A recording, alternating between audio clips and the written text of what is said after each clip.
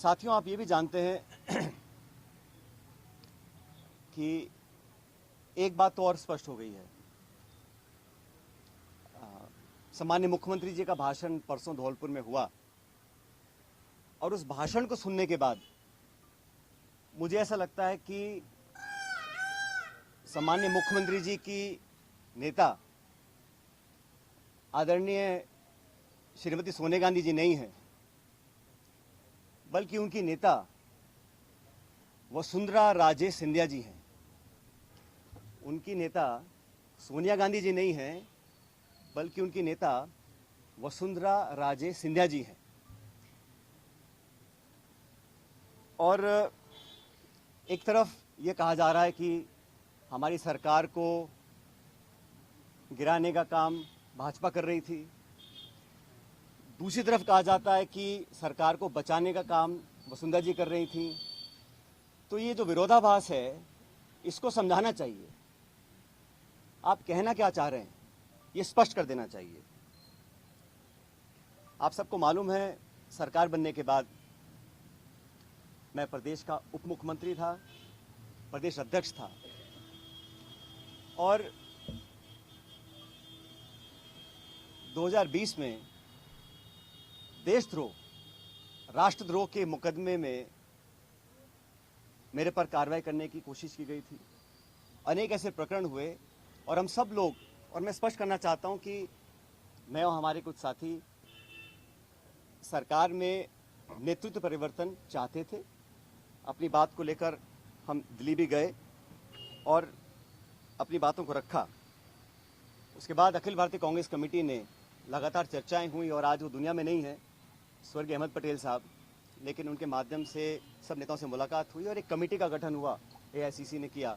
उसमें माखन साहब, वेणुगोपाल जी और अहमद पटेल जी सदस्य थे और उस कमेटी का एक काम था। और कमेटी जब गठन हुआ उस समय हम सबकी बात सुनकर हमारी बातों को एक्सेप्ट किया गया और एक रोड मैप तैयार किया गया। बहुत सारी बातें उसमें थी, मैं उसका उल्लेख नहीं करूँगा, लेकिन कमेटी का गठन हुआ और उसके बाद से हम सब ने, चाहे वो राज्यसभा के चुनाव हो, चाहे विधानसभा में मतदान हो, पार्टी का प्रचार हो, कांग्रेस को मजबूत और ताकतवर बनाने के लिए हम सभी साथियों ने जी जान से कोशिश की और मेहनत की। और 2.5 साल का जो कार्यकाल निकला वो इस बात का प्रतीक है। अनुशासन तोड़ने का काम कभी भी किसी ने नहीं किया। मुझे बहुत कुछ कहा गया, कोरोना, गद्दार, निकम्मा आदि, और जो ये आरोप परसों लगाए गए, ये 2.5 साल से मैं आरोप सुन रहा था, लेकिन हम अपनी पार्टी को और सरकार की छवि को नुकसान नहीं पहुंचाना चाहते थे। इसीलिए मुझे लगा कि जो प्रकार का भाषण दिया गया, मैंने पहली बार देखा कि अपनी सरकार को, अपने ही विधायकों को, अपने नेताओं को बेइज्जत और बदनाम करने का काम हो रहा है। कांग्रेस के विधायकों को तो बदनाम करने का काम हो रहा है और भाजपा के नेताओं का गुणगान हो रहा है। ये समझ से परे है। इस प्रकार का जो काम हुआ वो बड़ा गलत है। और हम सब लोग जो दिल्ली में गए थे अपनी बात को रखने के लिए, किन लोगों पर आरोप लगाए जा रहे हैं? ऐसे लोग जो पब्लिक लाइफ में 30, 40, 45 साल से हैं। 3 दिन पहले मैं बाड़मेर में था। सम्मानीय हेमाराम जी 1980 से विधायक हैं। उनकी क्या छवि है, मतदाता, पब्लिक, उनके क्षेत्र के लोग उनको अच्छी तरह जानते हैं, उनकी क्या क्रेडिबिलिटी है और क्या पब्लिक लाइफ में उनका अब तक का इतिहास रहा। ओला साहब, जिनके स्वर्गीय पिताजी 1957 से चुनाव लड़ रहे हैं, बड़े बड़े पदों पर रहे, और हेमाराम जी ने तो अपने नौजवान बेटे की मौत में और याद में एक छात्रावास बनाया है।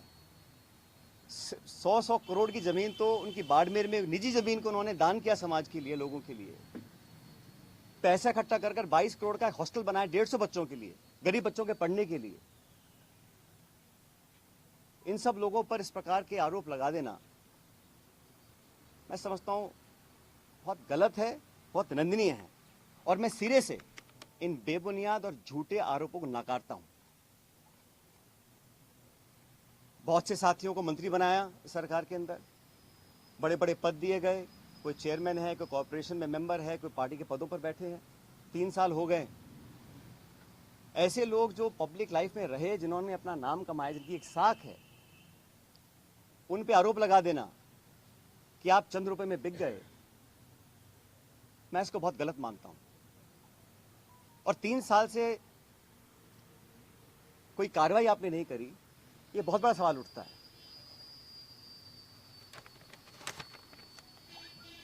साथियों, हम दिल्ली में गए, अपनी बात को रखा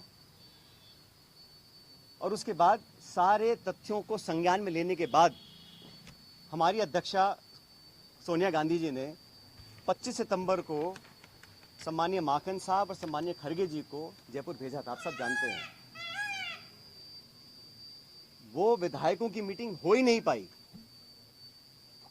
सोनिया गांधी हमारी पार्टी के अध्यक्ष थी उस समय। उनकी जो अवहेलना हुई, उनकी जो मानहानि हुई, उनकी जो बेइज्जती हुई, वो गद्दारी थी। इतने सारे विधायक, 20, 30, 40 पता नहीं कितने विधायकों को उनकी इच्छा के खिलाफ इस्तीफा दिलवाया गया, अपनी सरकार को संकट में खड़ा करा गया। बहुत से लोग आरोप लगाते हैं कि मोदी और शाह के कहने पर इस्तीफे दिलवा दिए गए। अब ये बात मुझे बोले और मैं जाके मंच पे इस बात को बोलूं, ये शोभा देता है क्या? तो मुझे लगता है कि अब तक जो हुआ उस घटनाक्रम में वो उस बात को दिखलाता है अनुशासनहीनता किसने करी, पार्टी का डिसिप्लिन किसने तोड़ा और सही मायने में संगठन को और सरकार को कौन मजबूत कर रहा है, कौन कमजोर कर रहा है। और अपने नेताओं को खुश करने के लिए बहुत सारे लोग तरह तरह की बातें करते हैं। कोई किसी की चुगली करता है, किसी की चुगली करता है। मुझे बहुत सारे लोग आके बहुत सारी बातें बोलते हैं कि यहाँ हजारों करोड़ का घोटाला हो गया, यहाँ ये स्कैम हो गया। इन्हीं बातों को मैं मंच पर आकर इनका बखान करूं, ये शोभा नहीं देता, ये गंभीर राजनीति का परिचय नहीं है।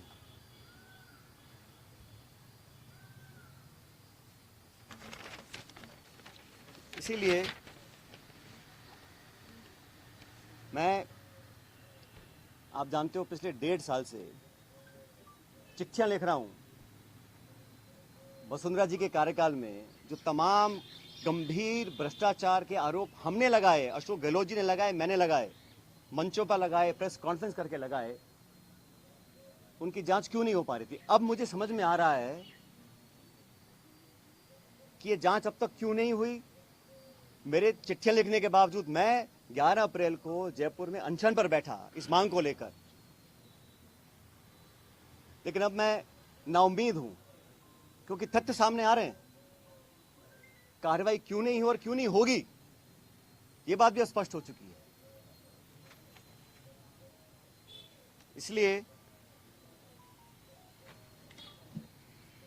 मैं ऐसा मानता हूं कि हम लोग जो पब्लिक लाइफ में हैं, जनता ही भगवान है और जनता जनार्दन के सामने हम सबको नतमस्तक होना पड़ेगा।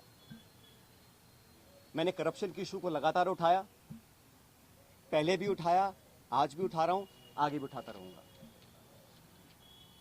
जब जब मैं वसुंधरा जी के करप्शन की बात करता हूं या जो पेपर लीक हुए जिसमें लाखों बच्चों के भविष्य पर सवाल चिन्ह खड़े हो गए, उस पर कोई जवाब नहीं आता।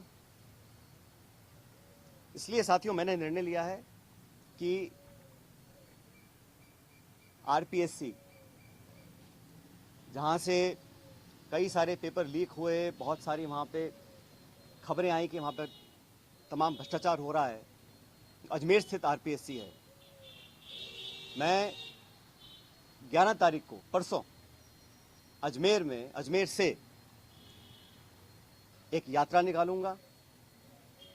जनता के बीच जाकर जनता की आवाज़ सुनेंगे, जनता के मुद्दों को उठाएंगे और जैसा मैंने शुरू में कहा, जनता जनार्दन है, तो जनता के बीच जाना हम सबका दायित्व बनता है। और जो करप्शन के इश्यूज़ हैं, जो नौजवानों के इश्यूज़ हैं, जो पेपर लीक और पेपर कैंसिल के और नौजवानों के हितों से जुड़े मुद्दे हैं, उनको उठाकर मैं एक जन संघर्ष यात्रा निकालने जा रहा हूं, जो 11 तारीख को शुरू होगी अजमेर से और जयपुर की तरफ हम लोग आएंगे। लगभग 125 किलोमीटर की यात्रा है। जन संघर्ष यात्रा लोगों के हितों के लिए, करप्शन के खिलाफ, नौजवानों के संरक्षण के लिए। उनकी आवाज़ को हम सुनेंगे, उनकी आवाज़ को बुलंद करेंगे और मैं समझता हूं कि सही निर्णय तब लिए जाएंगे जब जनता का पूरा हमारा साथ होगा, जनता का पूरा प्रेशर होगा। पद यात्रा है, जन संघर्ष पद यात्रा 11 मई को मैं अजमेर से शुरू करूंगा और हम जयपुर आएंगे। लगभग 5 दिन का समय इस यात्रा में लगेगा। तो जैसे मैंने कहा, ये यात्रा किसी के विरोध में ना होकर करप्शन के विरोध में है, नौजवानों के पक्ष में है। जो तमाम जनता में आज मुद्दे हैं, जो इश्यूज़ को लेकर हम राजनीति करते हैं, जिन इशू पर मैं हमेशा अपनी बात रखता आया हूं, उनके बीच जाकर, उनकी बात सुनकर, उनकी आवाज़ बनने की हम लोग कोशिश करेंगे। और ये अभियान शुरू होगा 11 तारीख को। ये पायलट साहब अशोक गहलोत जी ने एक बात और कही जी, जिसका आप चर्चा नहीं की है। स्टैंड क्या रहेगा, क्योंकि सबसे बड़ी जो राजनीतिक उत्सुकता यही बनी हुई है कि आपका स्टैंड क्या रहेगा, पार्टी में रहकर संघर्ष करेंगे। साहब, मैंने कहा ना आपको, कुछ लोग ऐसे हैं जो चाहते हैं कि कांग्रेस कमज़ोर हो, कांग्रेस में फूट पड़े, और जैसे मैंने कहा, बदनाम करने की, आरोप लगाने की, आलोचना करने की, चरित्र हनन करने की कहीं कोशिश अगर हो रही है तो उसको हम नाकाम करेंगे। हमारी पार्टी को जो लोग कमज़ोर करना भी चाहते हैं उनको हम होने नहीं देंगे। लेकिन पब्लिक इश्यूज़ पे जो मेरा स्टैंड पहले था वही स्टैंड आज भी है और आगे भी रहेगा। और जो करप्शन हुआ, जिसको हमने सैकड़ों बार पब्लिक में उसको एक्सेप्ट किया, उस पर 4.5 साल तक हम कोई कार्रवाई नहीं कर पा रहे हैं। मैं अब समझ रहा हूँ कि वो कार्रवाई हम क्यों नहीं कर पा रहे थे। कोई कारण तो होगा। मैंने चिट्ठियाँ लिखी, अनशन किया, आवेदन किया, आग्रह किया, बार बार किया, हाथ जोड़ कर किया। अगर कार्रवाई नहीं हो रही थी तो अब मुझे समझ में आ रहा है कि वो कार्रवाई क्यों नहीं हो रही थी। लेकिन किसी भी नेता से बड़ी जनता होती है, तो जनता के समक्ष हम जाएंगे, इन बातों को रखेंगे। और जो लाखों लाख बच्चों के पेपर कैंसिल हुए, जिनके माँ बापों ने अपना पेट काट कर उनके ट्यूशन के पैसे दिए, उनको साल 2 साल मेहनत करवाई, जो कभी ओवरेज हो सकते हैं, जिनका भविष्य के आगे उनको पता नहीं वो क्या करेंगे, जो विश्वास और जो एक क्रेडिबिलिटी होती है, अगर वो सिस्टम से खत्म हो जाएगी तो फिर आने वाला समय बहुत मुश्किल होगा। इन तमाम बातों को लेकर मैं जनता के बीच में जाऊंगा और लगातार पैदल यात्रा करेंगे अजमेर से 11 तारीख से।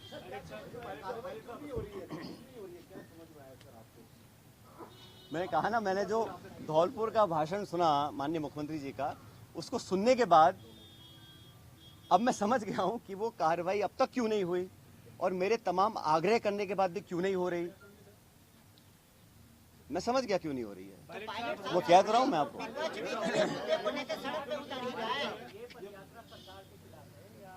मैंने शुरू में कहा, ये यात्रा किसी के खिलाफ नहीं है, ये यात्रा करप्शन के खिलाफ है, भ्रष्टाचार के खिलाफ है। ये यात्रा नौजवानों के पक्ष में है, उनके हितों की रक्षा करने के लिए है। और जनता के बीच हम सबको जाना भी चाहिए।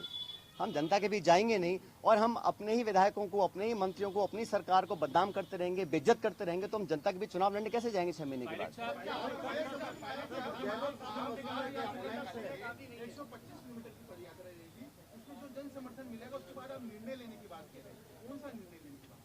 मैंने कहा है, हमें करप्शन के खिलाफ कदम उठाने हैं। अब तक हम वो संतोषजनक तरीके से नहीं कर पाए हैं, तो हम पब्लिक बीच में जाएंगे और जो हमने वादे पब्लिक में किए थे सरकार बनने से पहले, उन वादों को पूरा करवाएंगे। अभी 7 महीने बचे हैं चुनाव में, 8 महीने। मैंने कहा ना आपको शुरू में, जो मुद्दे आप उठा रहे हो, ये तो विपक्ष ऑलरेडी उठा रहा है, इसमें नया आप क्या करने जा रहे हैं? भाई, करप्शन तो कहीं पर भी हो, उसके विरोध हम, चाहे वो कांग्रेस पार्टी हो, हमारी सरकार हो, हम तो खुद ही कह चुके हैं कि हमारी 0 टॉलरेंस है करप्शन के खिलाफ। तो उस पर हमें खरा उतरना है। और जो मुद्दे संज्ञान में आए थे, मैंने पूरा लिस्ट पिछली बार आपको किया था, उनमें से कहीं कहाँ कार्रवाई हुई है।